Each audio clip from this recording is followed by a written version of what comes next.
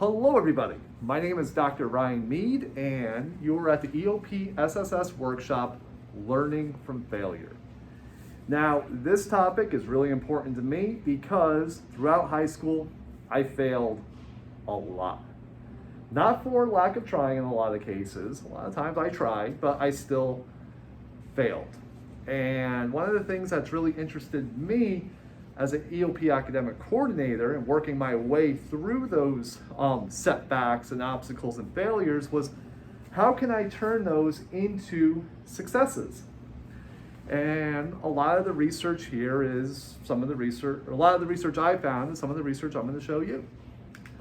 So first and foremost, I want to ask you, how is failure central to learning? Those two things might seem opposite because we're in school to what? Learn, and usually learning relates to what in classes? Success and passing. So, if I fail a class, that doesn't seem, like I am learning. So let's look at some of the ways, though, that failure can be central to learning.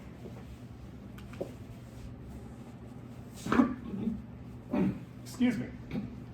How does failure and lack of direction impact academic success? So I want to talk about a study that was done a couple years back. And this study provided the foundations in coining the concept called productive failure. And now this is a concept that is really central to a lot of educational theorists about how do we learn best.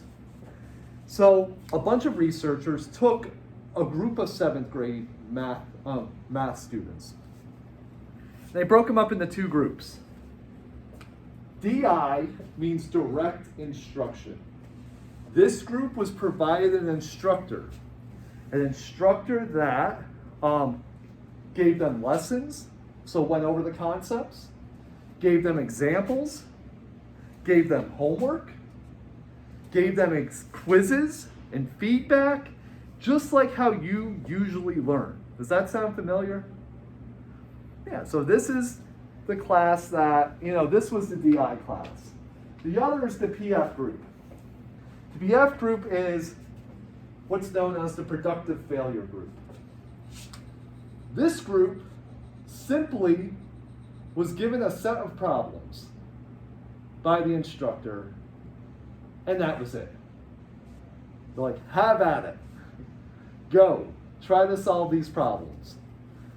And they went through numerous sessions of this.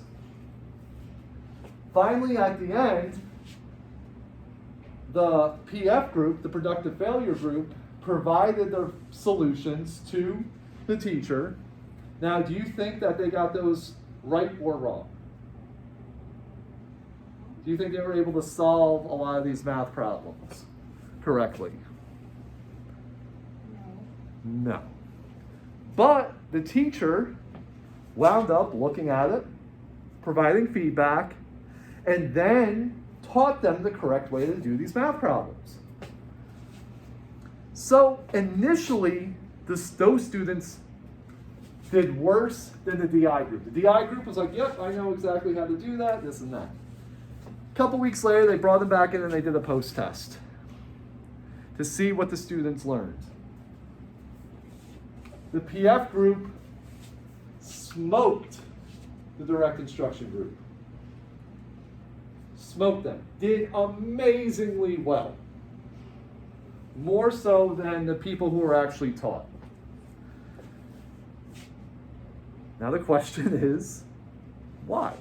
So some of the results were the PF students generated a diversity of methods of solving problems. So when they came to the teacher at the end, you're like, look at all these ways we did problems. Now a lot of them were wrong, but it showcased that diversity. As noted, they were ultimately unsuccessful in the problem-solving efforts, but they outperformed the DI students on the post-test. And they also showcased greater flexibility in solving problems. Who here's taken math before? All right. Now, raise your hand if this sounds like you. You get a math problem. You go back in your head, you're like, I know the formula. I'm just going to plug the formula in and get the answer. And that's what a lot of us do. But what is that causing us to learn? How are we learning from it? That's what we usually call surface level, meaning you're just plugging. You're not applying. The PF group showed greater flexibility.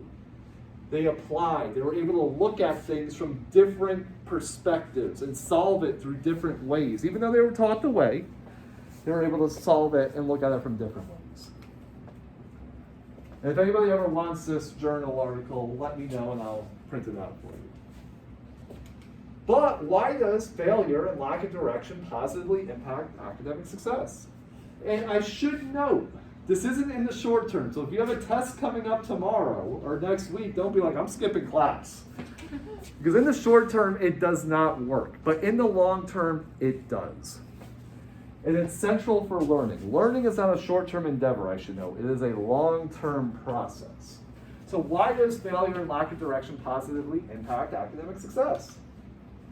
First and foremost, it primes the brain for what is coming later. So, think about it.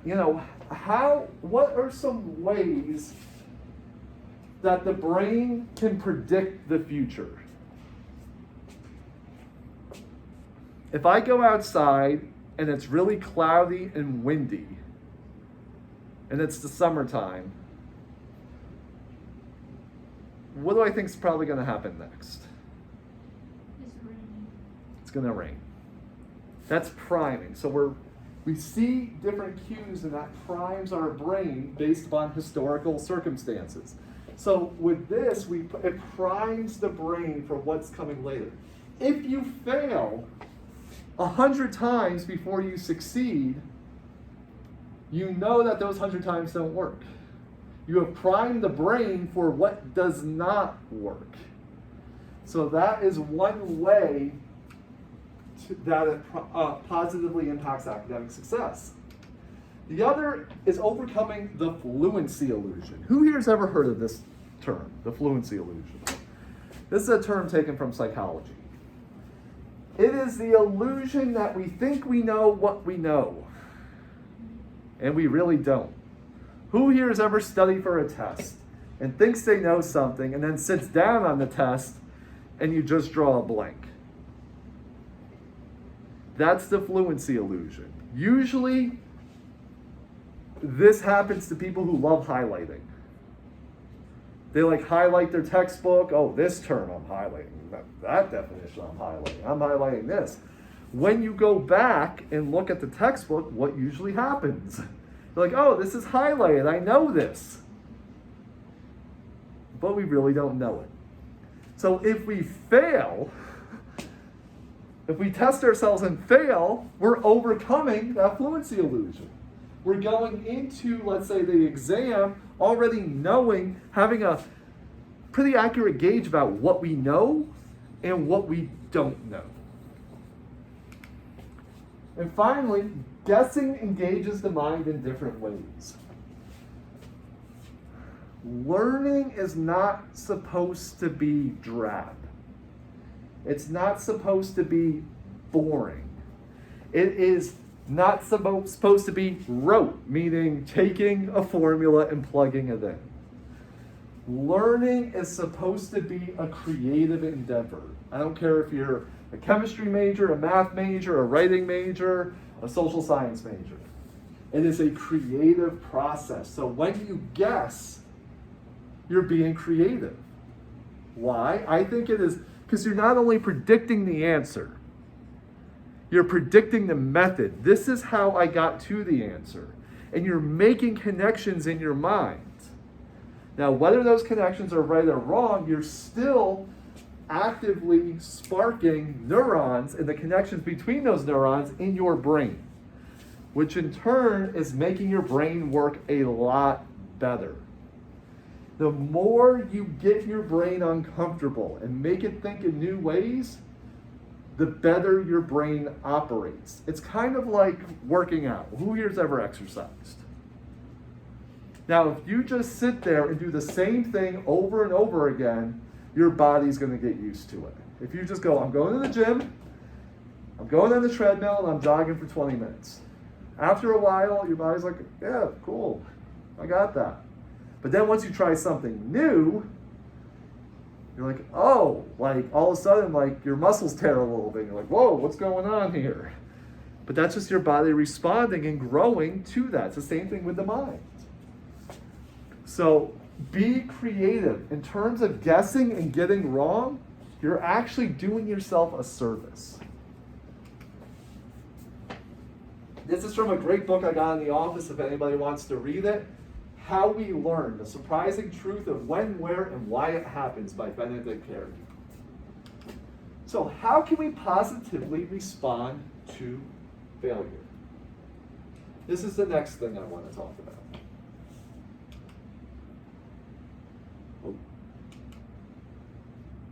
I want to see if I can play this. So we talked about some of the studies. Now let's see if this will actually play.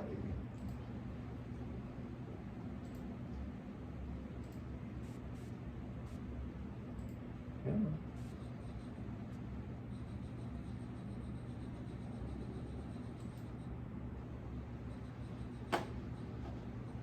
Let's try this.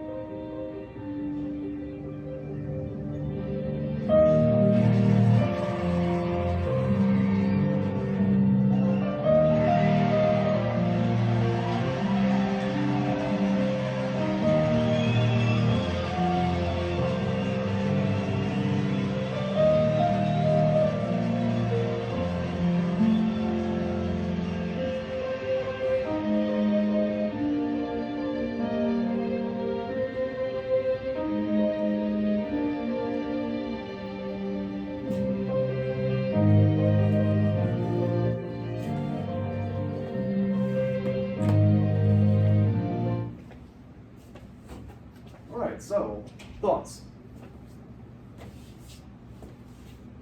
What do we think about this?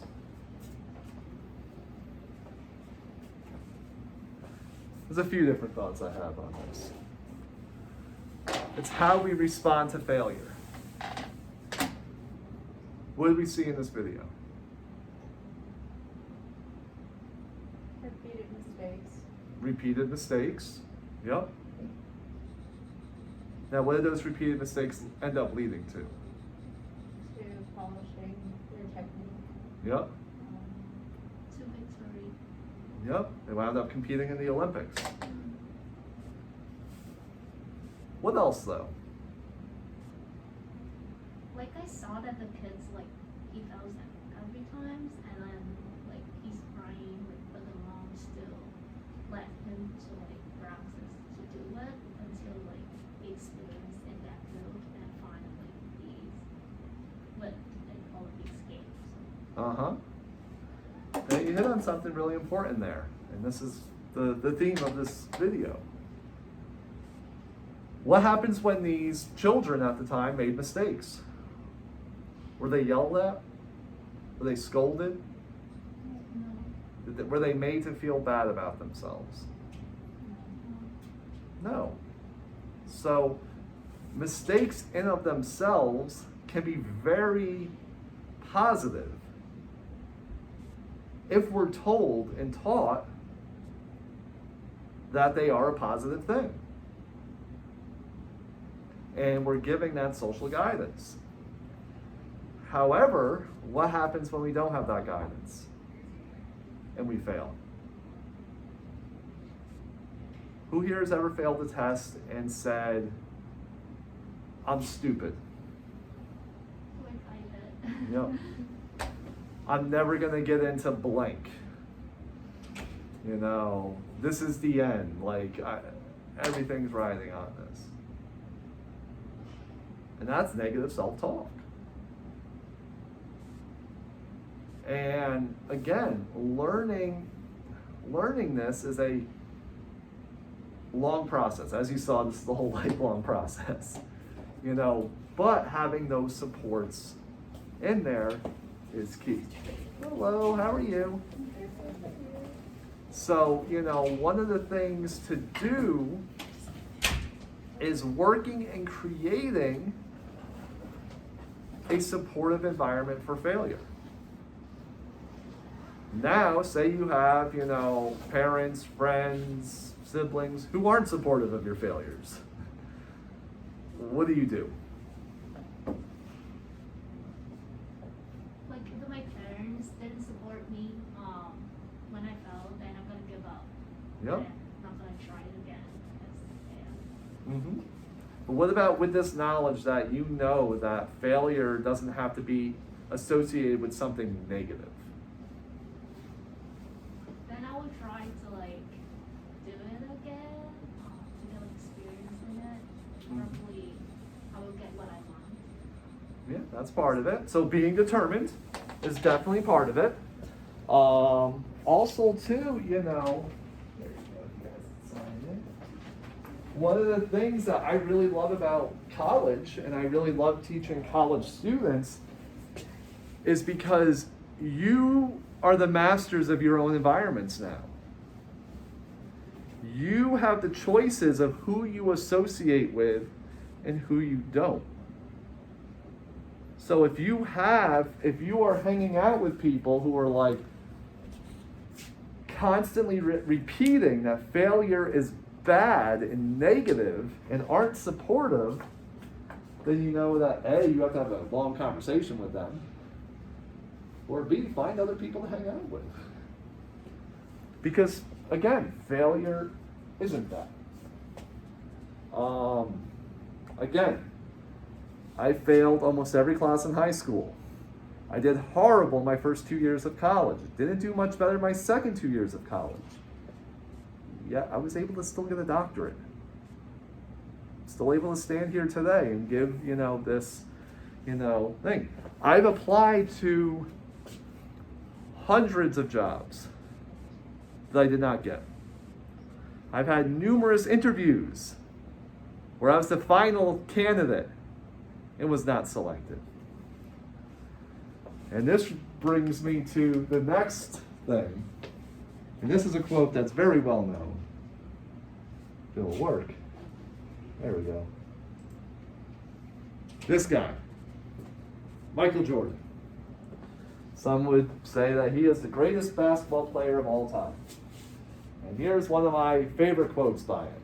Actually, my wife, she's a director for Upward Bound, and she has this poster in her, you know, office. I've missed more than 9,000 shots in my career. I've lost almost 300 games. 26 times I've been trusted to take the game-winning shot, and I've missed. I've failed over and over and over again in my life, and that is why I succeed. So if we go back to the question of, just gonna go back really quick. How can we respond positively to failure? First and foremost, if we look at the quote from Michael Jordan, it comes from within. It comes from how we look at failure. You know, how resilient are we? How many times are we willing to fail and pick ourselves back up? But if we go back to the commercial, it also comes from our support systems. Who we decide to, who we decide to surround ourselves with. Sometimes we're lucky and have a mom, like the moms in the commercial, who are constantly saying, get up, get up. One more very quick thing. Who here has ever been really sad about something? Like you just failed the test, you just lost the game, you didn't get a job, and you're really sad. And you have somebody who's just like, it's okay. That probably wasn't for you anyway.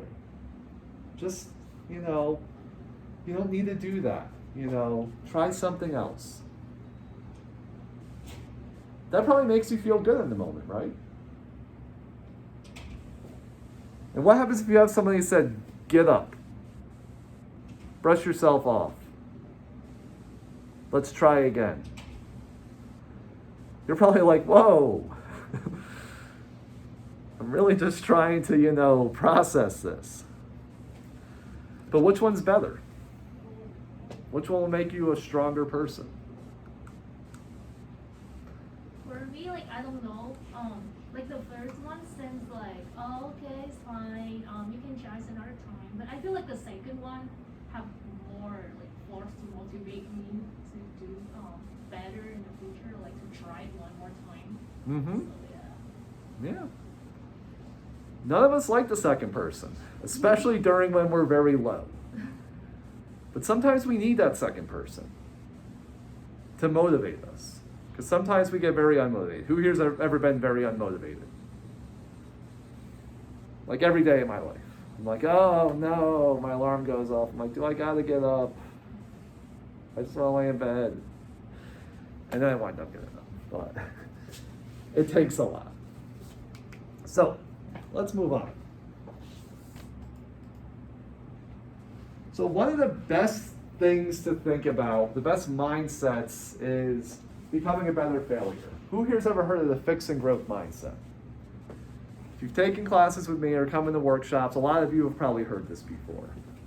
And this is by the researcher Carol Dweck. And she found that there was two types of people in the world, those with a fixed mindset and those with a growth mindset. And she found that people with a growth mindset did better in whatever they were doing, would become successful no matter what they were doing. And she saw some different traits in fixed mindsets. So a fixed mindset person and a growth mindset person, if we look at the fixed mindset, failure is the limit of my abilities. Meaning if I fail, I wasn't cut out for this. I failed math, I'm not cut out to be an engineer. I don't like being challenged. Who here, be truthful, before the semester starts, you're looking up classes, you go on Rate My Professor. And you go, is this teacher an easy teacher where I'll get an easy A? Yep. You don't like being challenged. You're looking at it for the reward, the extrinsic reward, rather than the intrinsic reward of learning. I'm either good at this or I'm not. I can either do it or not. Who here's ever thought about this? I'm either a writing person or I'm not a writing person. There's no in between. Who here's ever got feedback from a teacher and gotten really upset? Like you feel it's like kind of a personal attack. I mean, I've taught for quite a bit, and I remember giving my feedback back to students and watching them walk out crying. Some people have hated me. Trust me, it's on my Rate My Professor. They take it personal rather than as a chance to learn. My potential is predetermined. My mom and dad were this, I'm going to be this. When I'm frustrated, I give up. Who here's ever gotten frustrated and gave up? I shy away from uncertainty and stick to what I know, meaning I don't take risks. So these are all characteristics of a fixed mindset. I've checked off every one of these boxes. But I've also come to take on a lot of the characteristics of a growth mindset. Failure is an opportunity to learn.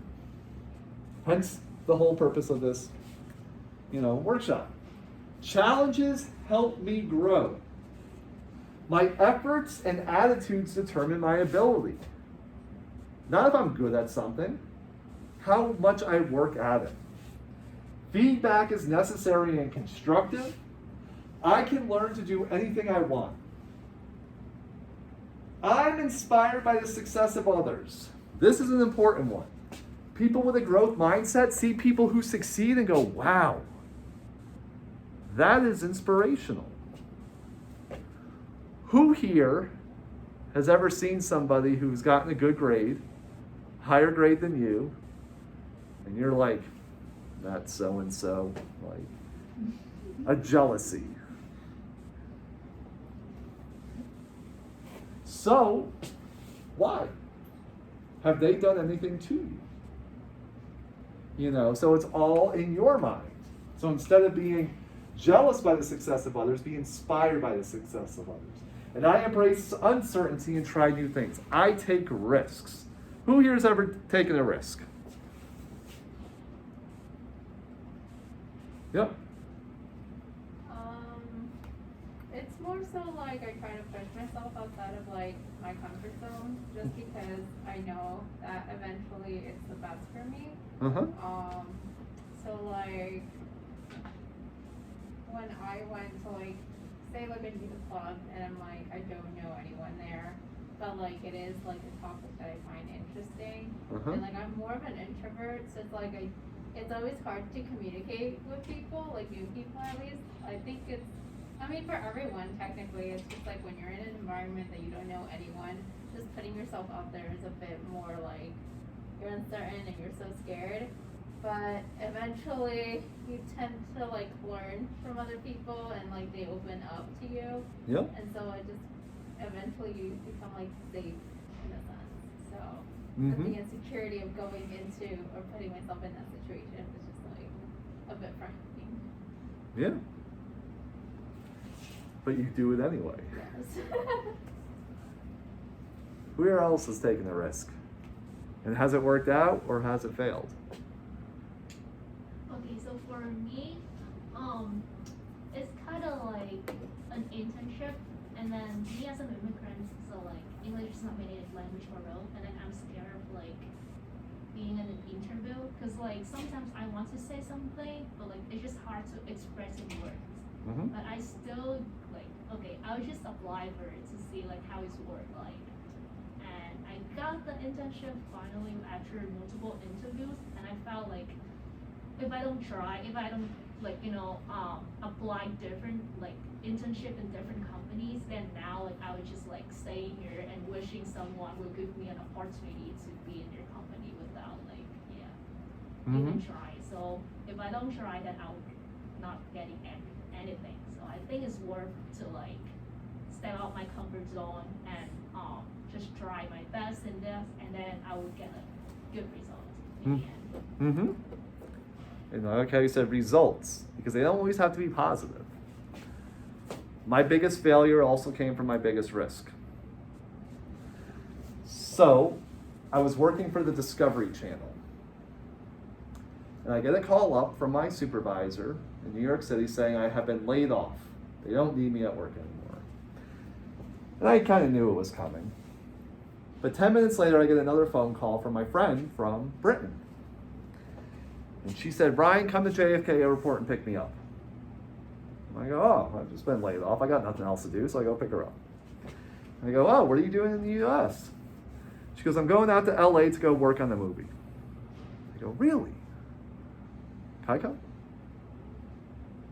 And I wound up going. I wound up sleeping on somebody's floor in East L.A., which is a very high-crime neighborhood, for a month to go work for free on the movie. After a bunch of time, I went down to San Diego because I had a friend down there. My friend convinced me to move out to San Diego. I flew back home, got in my car, drove all the way to San Diego, expecting to work at my friend's internet company. My friend decided to quit his job and said, Ryan, I want to go work in the movies. I said, okay, let's go. I knew of a movie that was being shot in the Mojave Desert. It's about an hour outside of LA. We go there, we do the movie. The person who owned the land, he had a big ranch in the middle of the desert, said, I want you, meaning myself and my two friends, to come live on my ranch and make movie sets. I go, okay. He goes, I can't promise you money, but I can promise you work. I said, you know what, let's do it. I wound up living in a Winnebago from the 1970s with two people who were much bigger than me. It was a very tight, cramped space. And this is in the middle of the desert, in the middle of the summer. So it's 120 degrees outside. We have no air conditioning. We have one electrical outlet, and our only plumbing was like a garden hose. But we stayed and we worked. The guy never got a job, never got us a paying job, and would disappear for weeks on end. We only had enough money to eat one time per day. This went on for months. Finally, we just, between a series of events of us being promised a job and not getting it, and my hometown being flooded, we decided to go back. I came back a failure. I took a risk, but I came back a failure. However, I could also say that I was homeless in the middle of the desert, and I have an experience to look back on. It was an experience that shaped who I came to be. So I can look at it as a failure, but I can also look at the positive successes from it. Actually, I just got a call from one of my friends who was there with me, and he's, reconnecting with me in relationship to the movie that we did. But I would have never done that. I would have never had those experiences, and I probably wouldn't be here as a result of it. That helped me get to where I am. All right, there's also differences between what we call bad failure and good failure. Bad failure encompasses the stigma and bad feelings associated with failure. So this is shame, defeat, things like that. And good failure is when you view failure as an opportunity to grow and do better. So one of the purposes of this workshop is to showcase or to emphasize we need to figure out ways to transform our bad failure into good failure.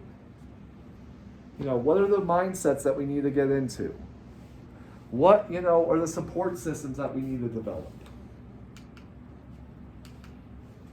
And the 4 steps to be better at failing. First of all, feel your emotions. It is okay to feel bad. Who here? I shouldn't say who here. We live in a society that wants to do away with bad feelings. If we see somebody crying and upset, what do we usually do? Run over. Is everything okay? How can I help you? How can I help you? It makes us feel uncomfortable to see somebody else upset, right? But being upset is part of being human. So, feel your emotions. Let your emotions take its due course.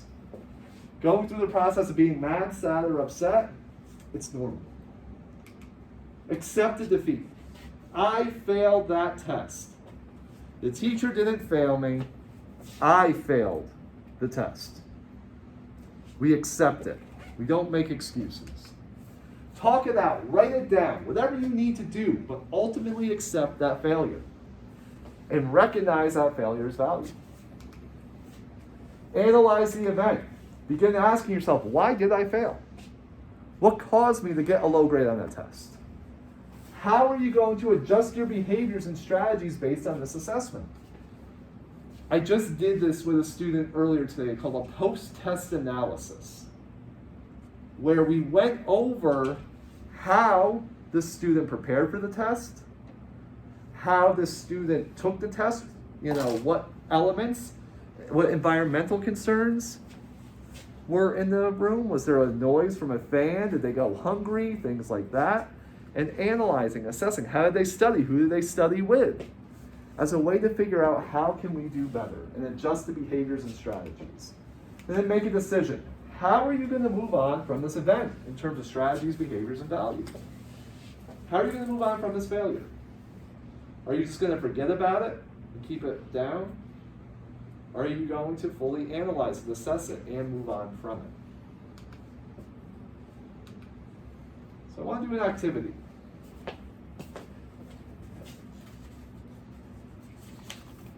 If you could take one, pass it down.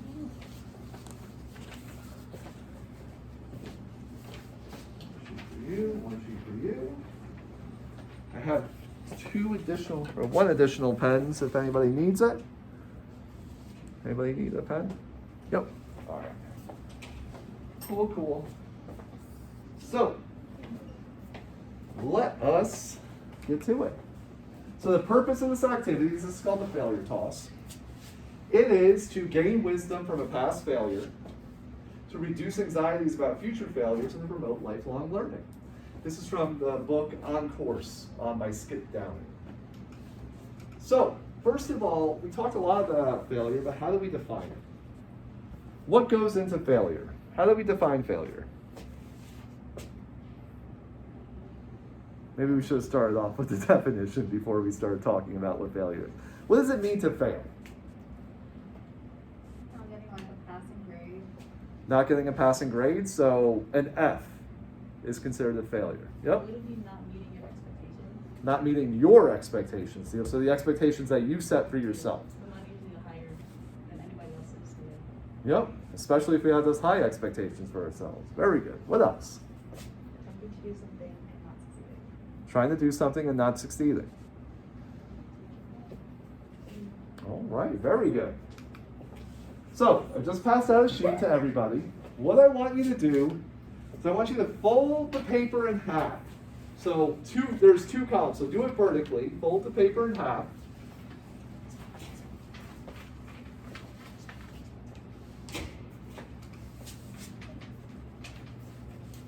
Now, once you are done with that, I want you to label the left column failure and the right column wisdom. In the left-hand column that's labeled failure, I want you to write a list of what you have considered failures in your life. Don't worry, you do not need to tell anybody anything. This is yours. No one will see this unless you want them to.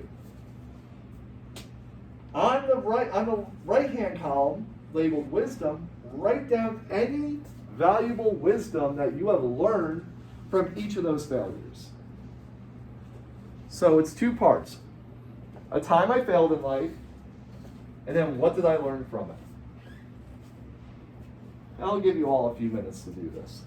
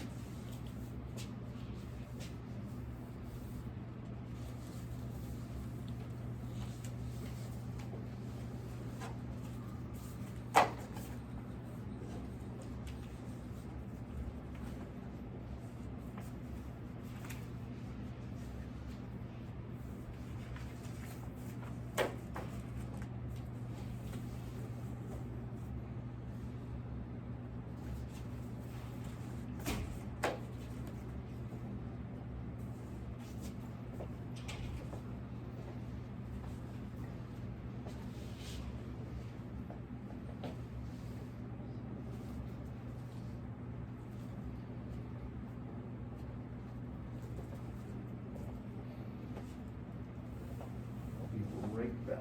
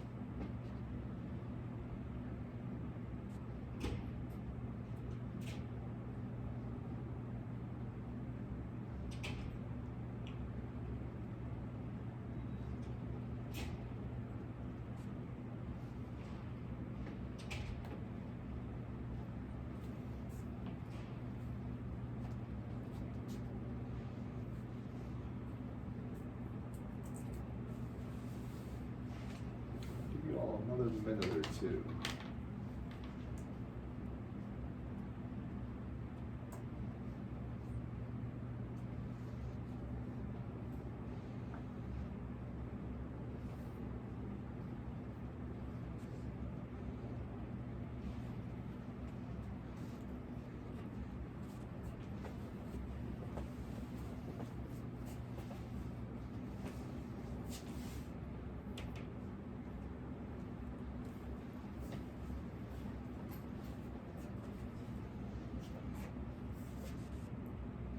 All right, so it looks like everybody's just about done. I want you to break up into small groups. So if you two want to work together and if you three want to work together. I want you to just discuss. Again, you don't need to discuss your failures, but really focus on the wisdoms. Focus on what we've learned. What wisdom have we gained?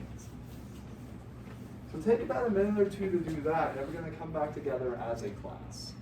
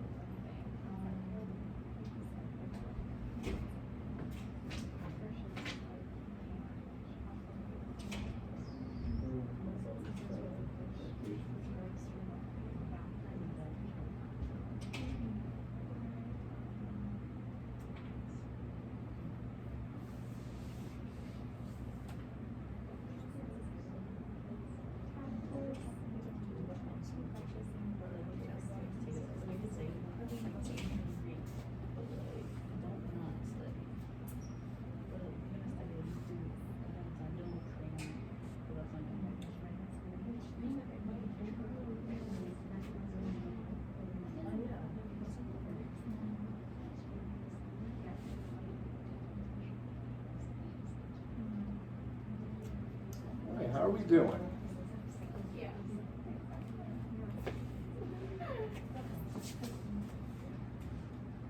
Did we all get through everybody's? Awesome. So, I want one representative of each group to read at least one wisdom to the class. What did we learn? What was one thing that stood out? One lesson that we learned? Let's start with this group. We were talking about time management. Uh-huh. So like some of our failures, more so like especially when it comes to like class and stuff. So like for her it was like during summer, like her summer semester. Uh-huh. Just because like classes are compacted in 4 weeks. Yep. And it's like hard, especially if you have like a job. Mm-hmm. It's like you have to learn how to better manage your time. Yep. So yeah. Very good. Yeah. So if you find out you have no time and no time to study, you're like, oh wow, I need to really get on that. Very good. How about over here? What is one lesson? One lesson was to have patience. Patience? Yeah. Yep. Also to not be overconfident in ourselves Mm-hmm. in certain situations. Mhm. And not to underestimate our classes. Very good. All three of those. Very, very key. A lot of times we get like caught up in our plan for life. I have to do this, this, and this. I don't have patience for anything. I need to do this at this time. I need to dictate the world to my whim rather than dictate myself to the world's whim. Underestimating classes. When I first started teaching Writing 111 way back in 2011, Writing 111 was considered an easy A. I don't think it's considered that anymore, but a lot of people underestimated the class, and I used to get people who were very angry at me. Mr. Mead, this is supposed to be an easy A. Well, who told you that? Because that's not what I heard. So not underestimating the classes that we're taking. All right, what I want us to do now is you could split up again. I want you to tear the paper in half along the crease made, separating failures and wisdom. So make sure to get that crease really good so you can tear it, tear it well.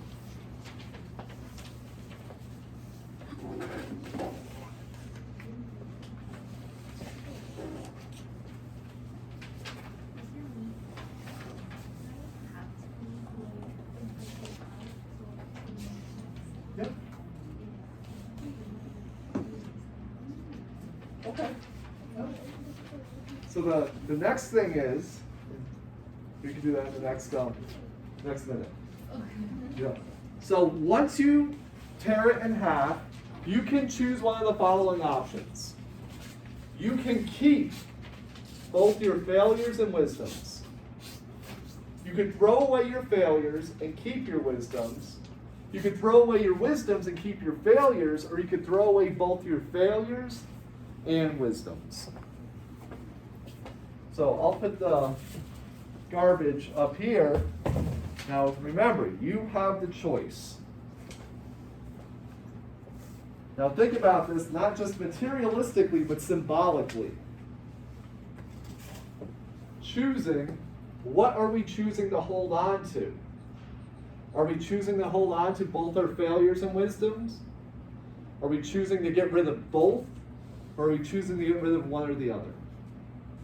So if you are choosing to get rid of one, crumple it up and put it right in the wastebasket.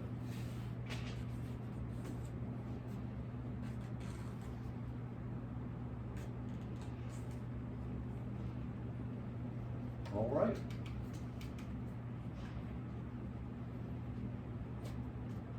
Why? Write it down. Why? Why? Nobody came up and threw it out. I don't think. Oh, I think I just threw out his plate, so. All right, Nobody threw out either one. Why did you choose to keep both?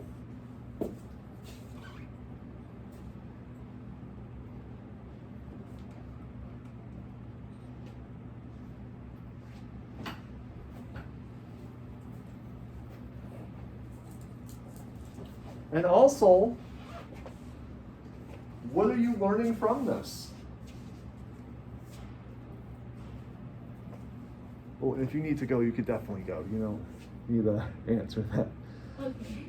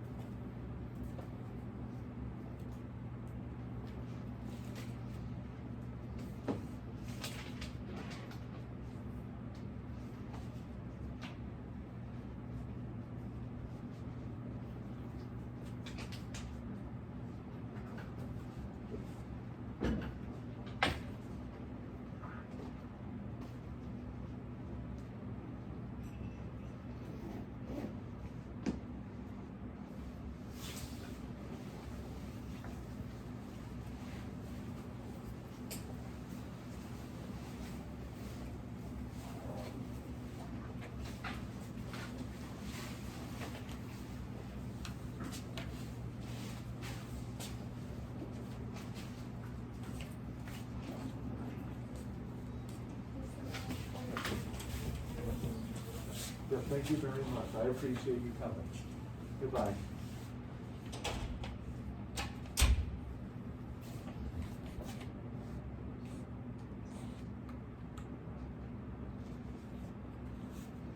So, how I usually look at it is failure is associated with hurt feelings.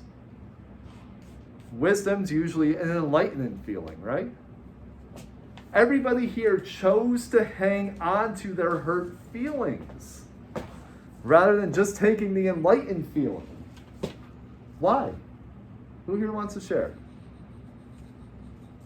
Yep. I feel like the hurt feelings got you where you are today. So if you forget them, then you won't like be the same person, I guess you could say. Yeah.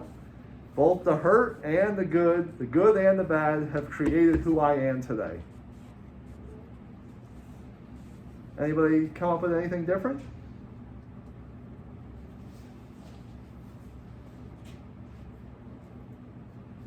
All right, what's one thing you learned from this whole experience? What's one thing you're going to walk out of here with?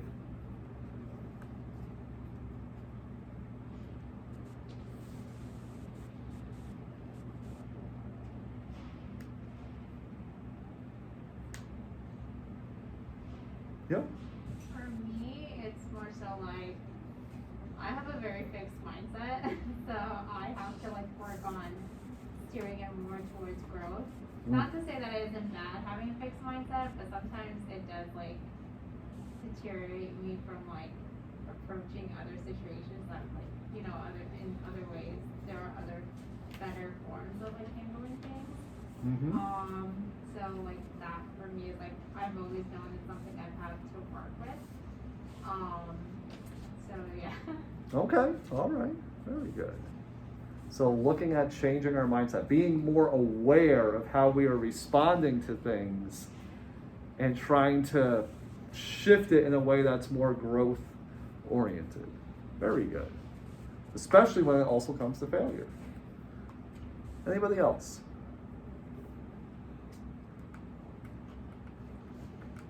All right. No, it's all right. I just want to end it with one more thing. Additional readings. I printed out 3 readings that you can take with you. You don't have time to read them. The first is by Anne Lamott called Shitty First Drafts. Now, usually writing instructors love this reading, especially during the summer class, so I'm sure some of you have read this. The next one is Benedict Carey. I mentioned him earlier. He wrote an article for the New York Times in 2014 called Why Flunking Exams is Actually, oh, that's my mistake, see? Not a good thing, a good thing. I apologize for that. I will now be more mindful the next time I write something to double check my spelling.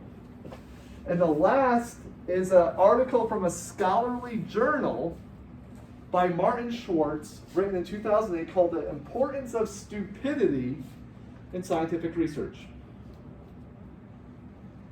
All 3 of these focus on failures, setbacks, obstacles, and how they are, first and foremost, central to our writing process, central to us taking exams, and central to the act of researching. So they're up here if you want them. If not, don't worry about it. Also, we have lots of pizza, so make sure you take pizza. And I'm going to go get some drinks too, because I realized I forgot to bring in the drinks. I apologize, I did not put them in the fridge first, so they are a little warm. But I want to thank everybody for coming. I really appreciate it. I really hope that you got something out of this. And also too, let me know. Keep me posted. You know, my office is right down the hallway. So thank you, and I will talk to everybody later. Goodbye.